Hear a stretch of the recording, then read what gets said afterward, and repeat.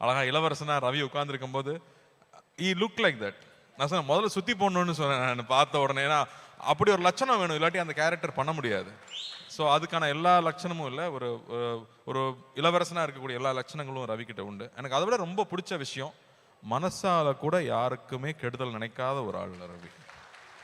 அவனால் நினைக்க முடியாது, he is not mad like that. அதனால் I am so proud of him. And இன்னைக்கு அவன் வந்திருக்கிற தூரமாகட்டும், நாங்கள் 2 பேரும் உட்காந்து பேசும்போது எனக்கு ஒரு ஃபுல் நரேஷனே கொடுத்தாரு அவர் ஒரு டின்னர் டேபிளில்.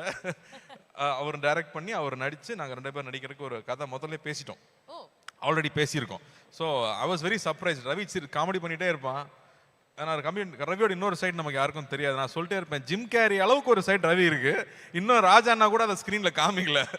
ஐ திங்க் அது இப்போ நம்ம யோகி பாபு பண்ணுற படத்தில் அது எல்லாத்தையும் நம்ம பார்ப்போம் நான் நினைக்கிறேன்.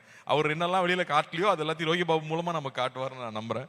So I have always been surprised. அவன் ஜாலியாக மட்டும்தான் இருப்பார்னு நினைக்கும் போது சினிமா நல்லா தெரியும், ஒரு ப்ராப்பர் ஃபிலிம் ஸ்டூடெண்ட்டாக வேர்ல்டு சினிமா அப்சர்வ் பண்ணிகிட்டே இருக்கிற ஆள்.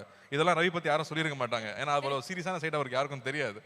பட் எடிட்டிங் ஃபுல்லாக தெரியும், எல்லா விஷயங்களும் ஆழமாக பண்ணக்கூடிய ஆள். நான் மேலே பார்க்கும்போது சிரிச்சுக்கிட்டே இருப்பாங்கள்ல சில பேர், படிக்கவே எல்லாம் நல்ல மார்க் வாங்குவாங்கல்ல, அந்த மாதிரி Ravi. So wishing him all the very best. இந்த படம் பெரிய வெற்றி பெறணும். ஐ am so happy to see everybody here.